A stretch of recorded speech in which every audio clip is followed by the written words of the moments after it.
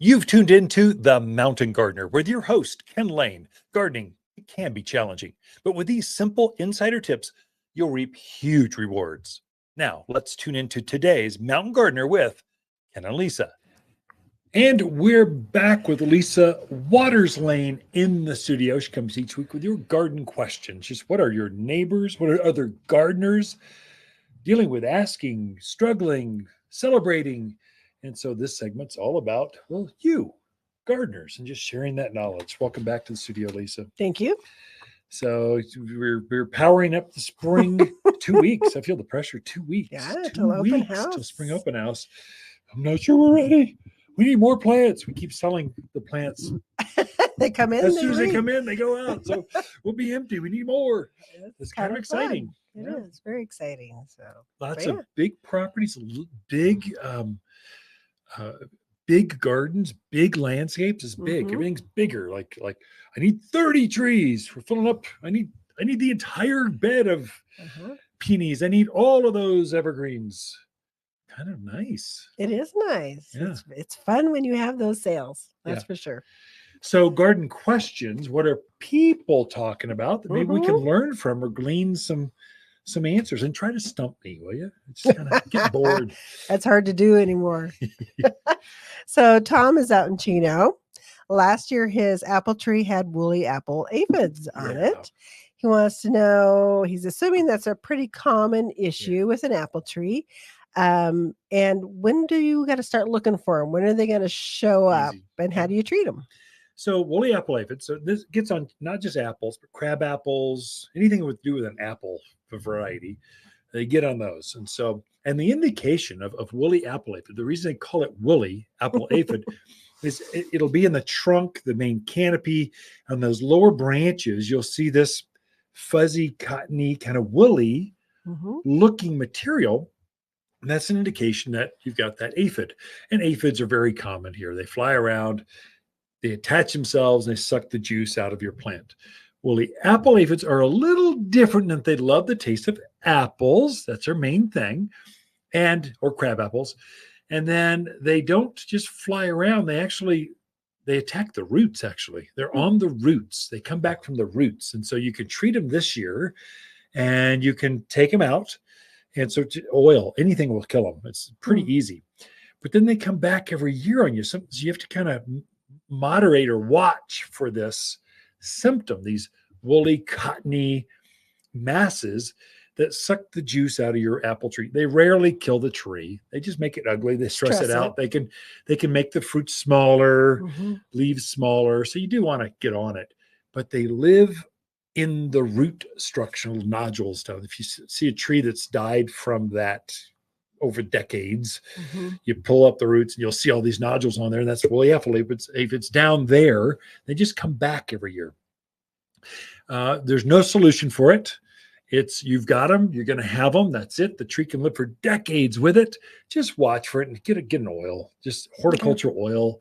Spritz it as you see it. You don't have to do anything kind of like, you don't poison yourself and the dogs just to kill woolly apple aphids. They're not that threatening. But just an oil will take them out. To look over March, April seems to be when they show up. That's Tom's question. Chino Valley, Prescott Valley, Cottonwood, Prescott, Skull Valley, all this part of the area of the state loves aphids, or the aphids love us. And so they just show up. When do regular aphids show up? It's usually April. Yeah, same time. It'd be now. In fact, we've seen some on some yuccas already. Yeah. So they're starting to show up. It's early.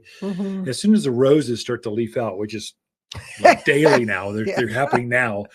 They'll be attracted to the rose new leaves, and so they'll tend to show up then. So there's different types. So you've got little like rose aphids. They're cute, green. They're just so cute. You got tree aphids. You get on like cottonwoods, plums, pears. They're big, gnarly. They look like spiders. They're nasty looking big things.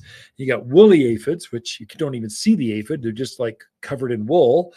And so they all show up. They like early spring. They take a break for summer and hibernate underground. They come back in the fall. So like bright days, cold nights, that's when you see aphids. And they can actually get onto evergreen trees, Oh spruce, yeah, things like that. People pine don't trees. think about that, but Yeah. spruce and pine, you got to watch out for them. And they look, they're brownish black, so they look like they're part of your branch. Yeah, so it's a tree yeah. aphid. They take on the same colors, that black kind of in between all the pine nodules or bark.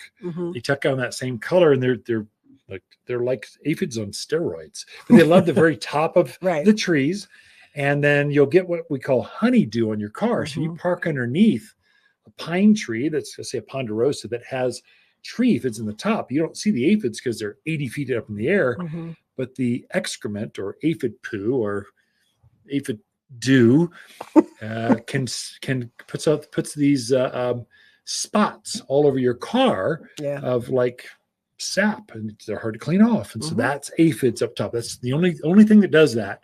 If you see that, spray them with an oil if you can up there, or you treat the tree with Fertilome tree and shrub drench.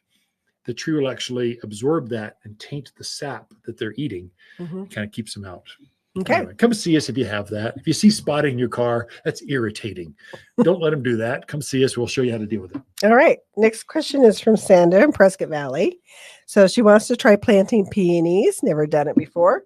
Wants to know what kind of soil they want and also where to locate them for their to be happy. Sandra, great question. There are fabulous peonies in Prescott Valley. You can grow them nicely. The secret out there, because you all have this heavy clay soil, and there's a caliche layer that goes throughout the valley, this hard, compacted soil. Many times it's chalky colored, and soil doesn't penetrate through that. So peony love drainage. They like soil that breathes. So they're much like a rhubarb or something. They've got this real fleshy, chunky, carbo type of root. Carbo. Yeah, I'm making up words. Going all Susan on folks. Anyway, that root is so fleshy it can rot in heavy, dense soil. So you need to lighten things up. And so raised beds, containers, or a garden soil that's been amended heavily. And peonies are unique in that they're very long-lived, probably one of the longest-lived perennials out there. They'll live easily 50 years. I mean, people pass down peonies from generation to generation.